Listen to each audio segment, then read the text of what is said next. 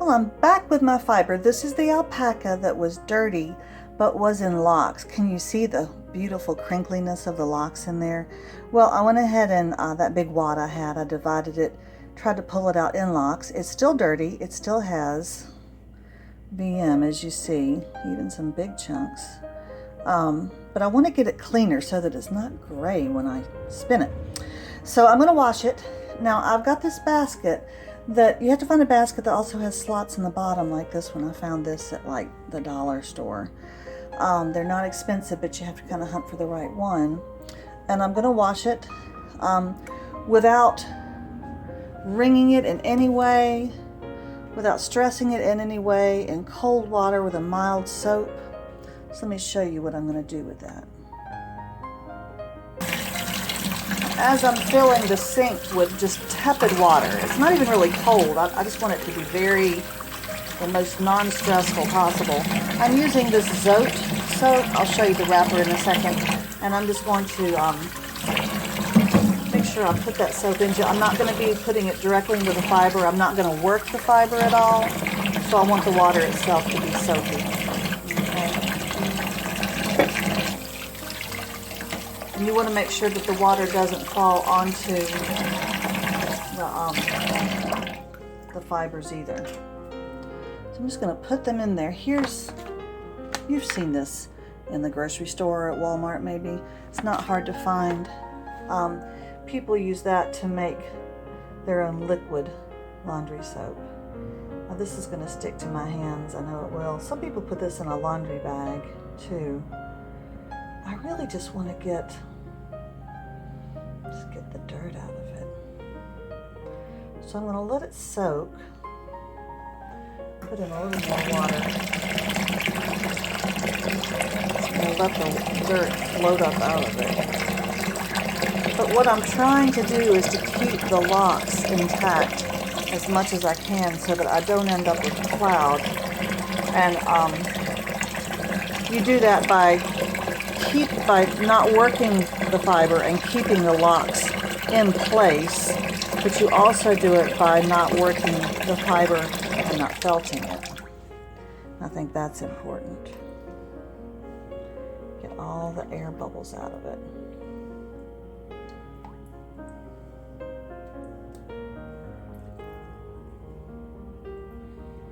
I'm going to let it sit here for a bit. My husband's out mowing the grass and there's nobody else at home, so I can leave that in the kitchen sink for a bit and I'll come back later. Right now I've pressed this a little bit and I'm lifting it up out of the water. You can see there's still a lot of grayness. I think some of this is the natural color of the alpaca. Some of the alpaca I got was dark brown and some was white and some was kind of gray. And so some of that may be natural. I'm going to let the water out and I'm going to fill it with clean water and rinse it. Okay, so I'm letting these locks just float in here for a little bit. Letting the dirt get out of there. I was watching a video this morning. A lady in Norway was showing how she works with fiber. I mean, everything from hand carders to combs that she was using in her hands, to a drum carder and chain-plying, everything, and all different kinds of sheep's wool. And she cleans her fiber by putting it into laundry bags and, you know, squashing it around the sink with look like dish soap, and then she puts the bag into a salad spinner and spins it, and all of that stuff. I was like, I don't think you're supposed to do that because it'll felt it, so I've heard. So you're gonna have to, maybe she's satisfied. And I watched her spinning at the end. She's obviously very good at what she does, and it looked beautiful. So, but that may be an issue of better skill than technique. I think she's just very skilled. Okay, so this is what they're looking like. I'm going to take these out and put them on I have a screen for drying my fiber whenever I do that, and so I'll show you that. Okay, now I'm just going to gently move the fiber to one end, scoop it up with my fingers, gently press, very gently press. water out of it. Now granted, this is a small amount of fiber. You can still see the gray of that. And then I'll spread it out on this screen. I'd like to continue doing this to the fiber in that bag, which I'll show you in a second. It'll take a while for this to dry fully before I can put it on my hand carders. Hopefully I've kept the locks intact enough to be able to card with cleaner locks. All right. This is the same big plastic bag that the alpaca owner gave me or swapped with me. Oh boy, I bet it's been 4 years, 5 years, I don't know. It even says right here, raw white. So nothing's been done to this. It's been cut straight off of the alpaca. This is how much white I have to clean.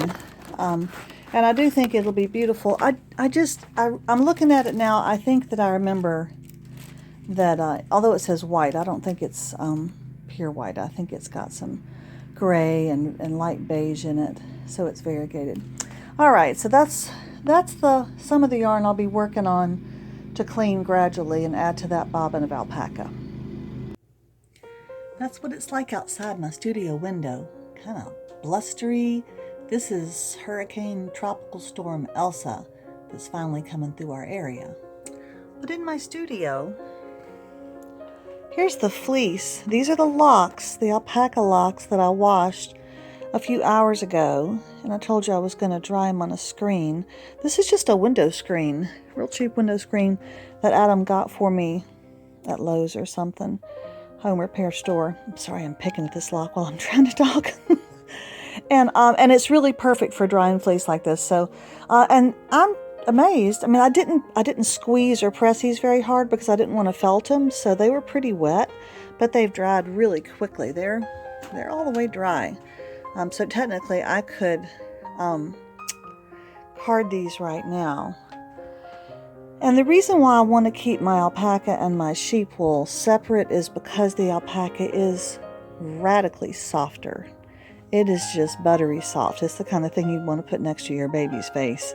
And sheep's wool can be a little scratchier. It's kind of more normal. But this is so soft, and I don't want to lose that softness by blending it with something else. So I'll put these locks up, and we'll get some more washed as time goes by. This is a big project, but I'm going to save these locks so that I'll be able to use them all together. All right.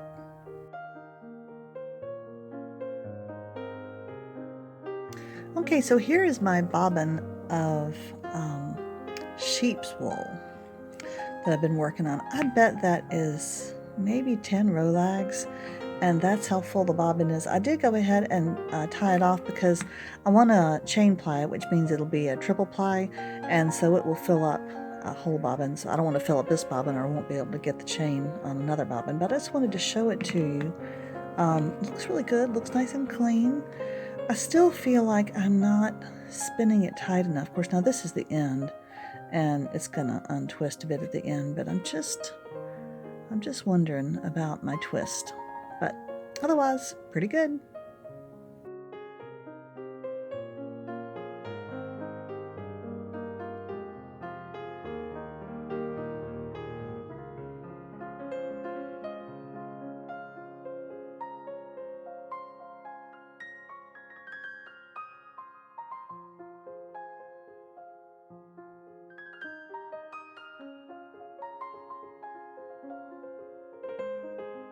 Well, I want to chat a little bit about some more yarn because I got a big box in the mail from a friend in New England who had a whole lot of yarn that she'd gotten from a friend and had given away a lot of it, and then she gave me some. So I want to share you the yarn that I got, and this is the basket I've put it in now as opposed to the cardboard box. I just love this basket. It's huge. It's a very large basket, and let me show you the yarn that I got. Okie dokie. So here's a little bit of sock weight yarn. And, you know, I don't generally mess with that because it's so thin and takes forever. And I don't make socks because all they do is get holes in them. And this, I think, this is a very bulky acrylic yarn, nice and soft. That's black. And this is one of those fluffy acrylic yarns, and it's pink. And so none of that is really anything I'm particularly interested in. And then there's this one skein of something. I guess that's acrylic, but it might be wool. A lot of this yarn is not labeled. And then, now this is very fun. There were two of these that were still attached to their labels. It's a little tricky figuring out what some of them are that have already been balled up. So this is from Uruguay, hand spun, pure wool, kettle dyed. Very beautiful. Really, really beautiful yarn. Look at this one. Okay, and pretty bulky. This, if you pull on this, is it going to break? Yeah, it's going to break. I probably would not use that for a warp, but I might use it for, definitely use it for a weft. So beautiful colors. And then there's some others in here that I think might be the same. This is a little fuzzier. Just looking at the thickness of this hand spun to see if these others are that. If they're not, there's something very similar. Anyway, there's just odds and ends of that. Mostly dark colors. This would be lovely to weave something for the fall. Okay, so then there's that bag. I'm trying to keep it divided up into bags. I'm saving the most exciting for last. Okay, this is not the last though. These are all skeins, and you can tell that they're not hand spun and stuff because they've been spun up in a factory and they've been put into skeins in the factory. However, this is from made in Iceland, exclusively for Reynolds Yarns. And this is wool. This is all wool. And, you know, wool is tricky. I could make it into a nice heavy throw. It's a good bit of green. Again, lots of dark colors. Some black and then some brown. So that's all wool. Not quite as fun as the stuff from Uruguay, but, you know, not bad. All right. So now this is the thing. Have you guys ever found yourself desperately falling in love with some lace weight yarn, and you buy it and then you think, what in the world was I thinking of? Okay, so whoever this poor person was who owned all this yarn bought not just this huge ball and started in on what looks like a collar. No, you couldn't get your head. I don't know what that was. Who knows? But then, and this one was put into a ball. But then this one is still in its big skein. Okay, a big one of those big hand spun skeins. It is huge. It's like a big fat baby. And again, this is just it's like this. Now you may think that I am an utter idiot, but I don't want to work with something that skinny. Whether to knit it, I certainly won't crochet it, or even to weave it, because it would just take forever, and I don't like projects that take forever.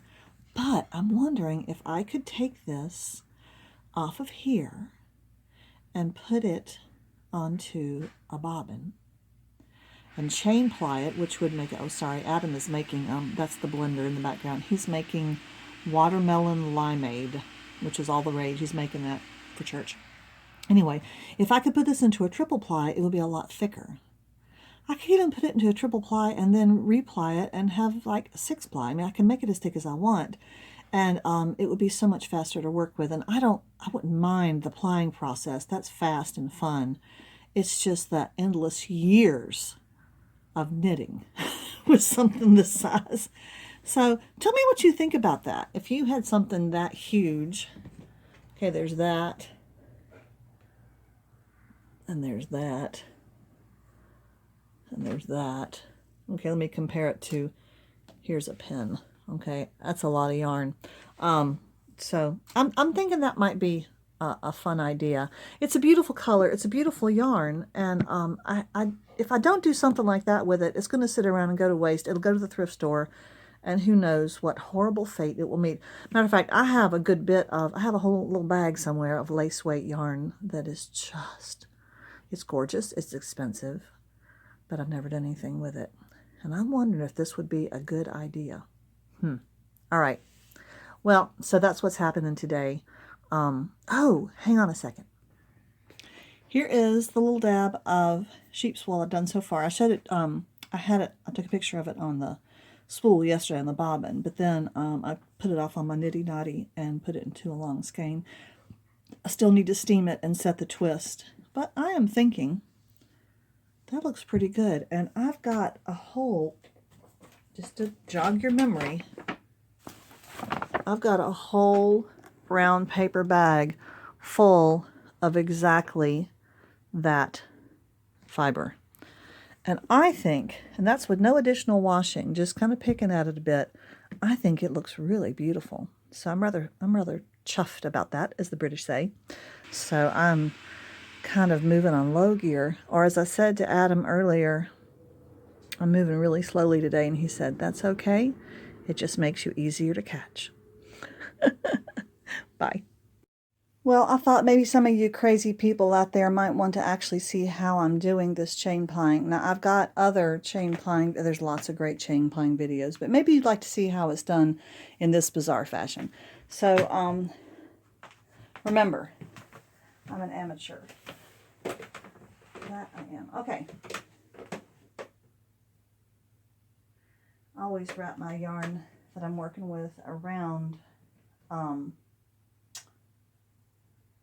my peg over here, my Scotch tension peg, to keep it from flying away. Okay, so I'm plying in this direction, and what you do when you chain ply is this hand feeds the plied yarns together, and this one over here is making a chain.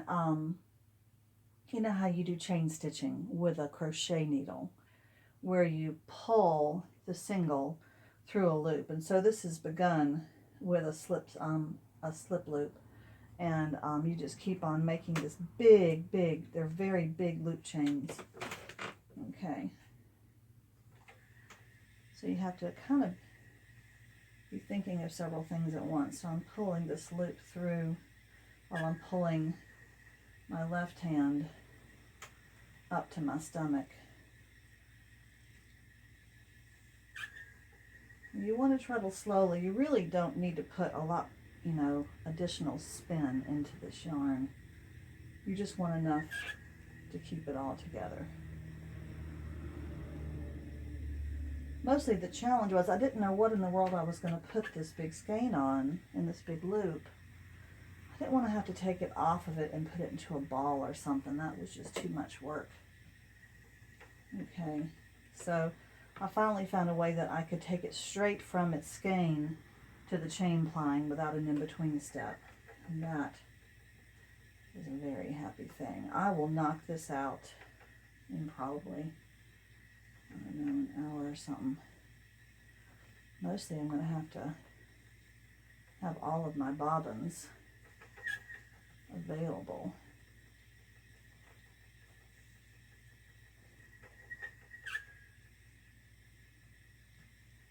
I don't know why I like chain plying. It's true that if you ply two together on a lazy Kate and the two colors are very different, one very dark and one very light, I've heard another spinner refer to that as kind of a barber pole look. And if the two colors are similar, they blend well. It's just more of a blending action to ply them, but that's not always the look you want.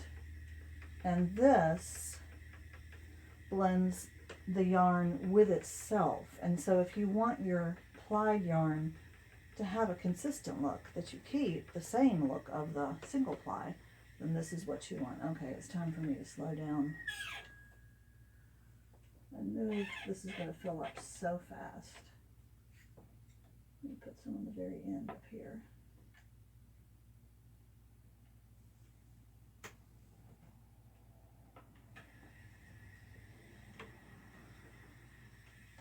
I hope that the video is showing you what I'm doing, especially the grabbing the loop with my right hand. That may be a little harder to see right now. You do have to kind of keep your brain on, well, really three things.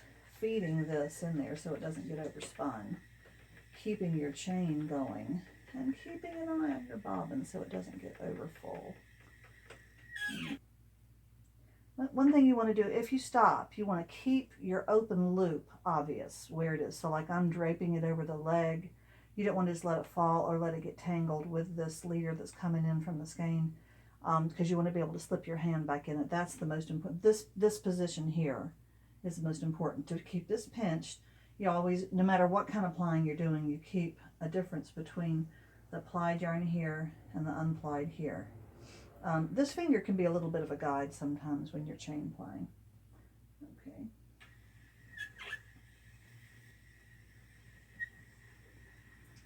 And I find that pulling in a straight line like this between one hand and the other seems to be very helpful to keep things tidy. This spool, I always call it a spool, it's a bobbin.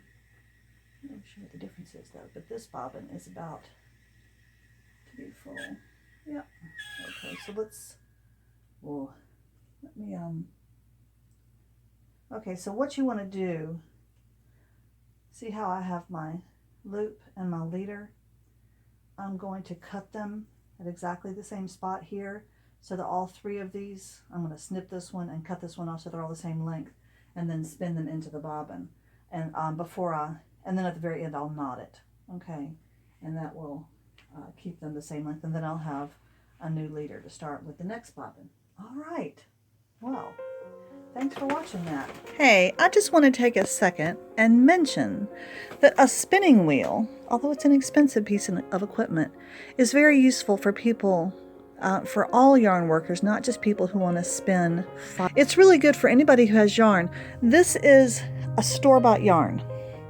You know, I didn't process this from fiber. This is just, it's a yarn that's not the weight that I want, as I just mentioned. It's a very thin yarn, and I've got tons of it. And so if I have a spinning wheel, I can turn it very quickly from this weight of yarn